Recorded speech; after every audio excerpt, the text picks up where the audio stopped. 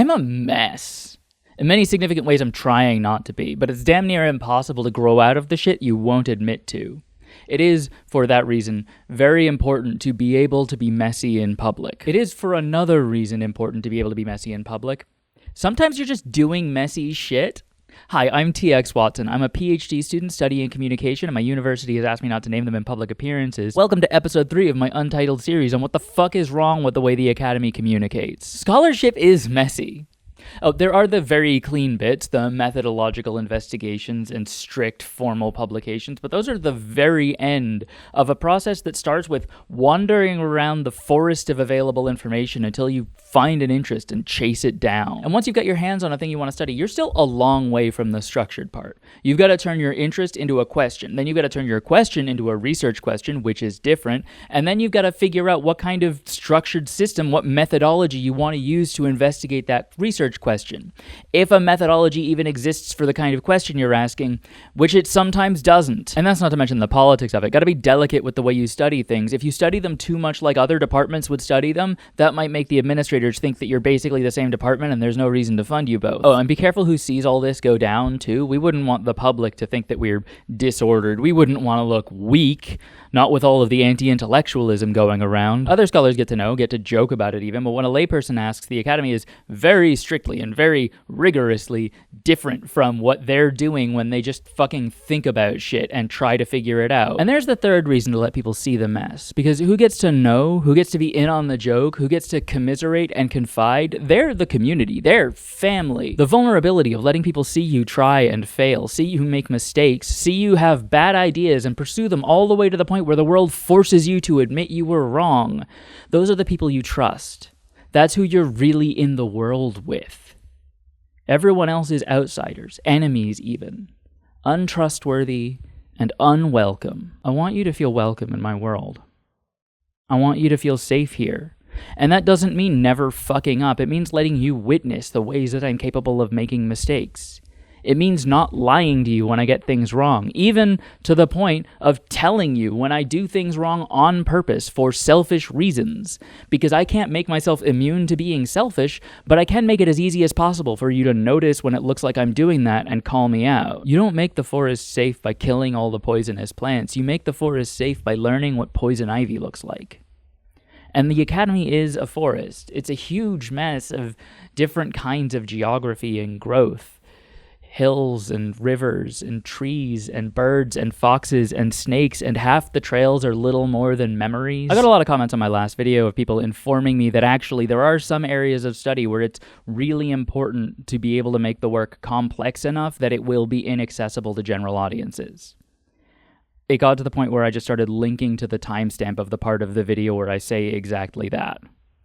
It's at 9 minutes. Is the forest metaphor working this time? Saying that people should go camping isn't saying there shouldn't be bears. I can try something else. Saying the pool should be open to the public isn't saying fill in the deep end. Saying that everyone should have a library card isn't saying hide the Joyce and Dostoevsky. Saying that we should give out free gym memberships isn't saying we shouldn't have 100-pound weights. It's fine, actually, for people to be near stuff they can't do.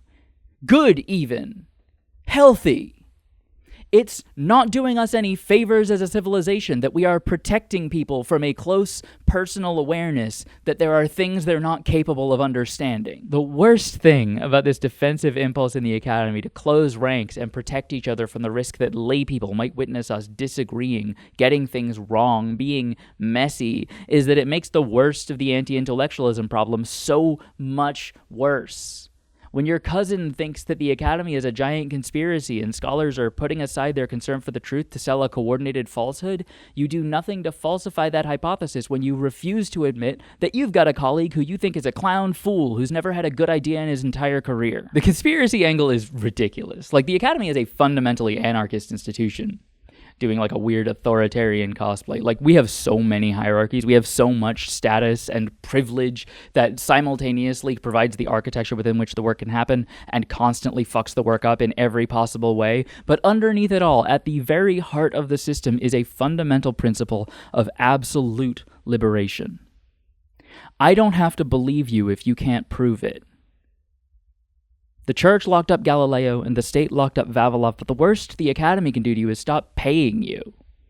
And the point of tenure is to make it hard to even do that. The Academy is not a consensus operation. That's honestly why academic consensus is such a big deal. It's ridiculous how absurdly true something has to be to get all relevant scholars agreeing about it. Academic consensus is a byproduct emerging from the extraordinary success of an approach to knowing that above all empowers disagreement. We're not trying to get on the same page. We're not in the same book. The central miracle of the Academy as a cultural institution is that we're in the same library. There is no more comically mistaken understanding of what the Academy is or why any of us are here than the belief that there is a grand conspiracy of scholars coordinating to deceive the public.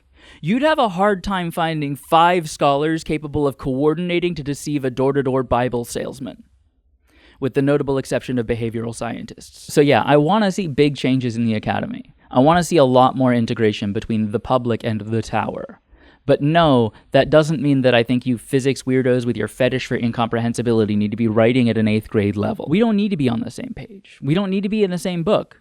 I know that we need some scholars out here doing this work, and I am content to find the other scholars who give a fuck about the public and convince them to come help me defend all of us, including you. Because the actual anti-intellectual threat, the real authoritarians, are coming for the humanities first, sure. We're an easy target, and we're the bigger threat because pointing out what they're doing and explaining how to stop it is literally our job. But you're a fool if you think they're going to stop when they reach the soft border of the hard sciences. Because the authoritarians aren't here to put a stop to underwater basket weaving. They're here to put a stop to, I don't have to believe you if you can't prove it. They're here because the Academy is a fundamentally anarchist institution. Because they cannot compel academic consensus. Because for all the bureaucratic chains, the point of the Academy is freedom. I believe that the Academy is a public good, and my allegiance to it is an allegiance to the public. A part of that good is the freedom of scholars to disagree, absolutely including scholars who disagree with me, even about what the Academy is for. And I will defend that freedom to the death, even when I think you're assholes for using your freedom that way. Death is putting it strongly. I would defend it to the significant inconvenience. Hardship, even. I would be negligent in my other commitments if I died fighting for the right of STEM bros to talk shit about poetry majors. It is a deep, intense rhetorical mistake to try to sell the public on the idea that the Academy is one thing. It makes it incredibly easy to target us as a monolith. It makes everything any of us say sound like hypocrisy because there's always somebody else in the Academy saying the opposite. It forces us to equivocate between supporting someone's beliefs and supporting their right to have a job. It's a medieval defense strategy, retreating to the castle.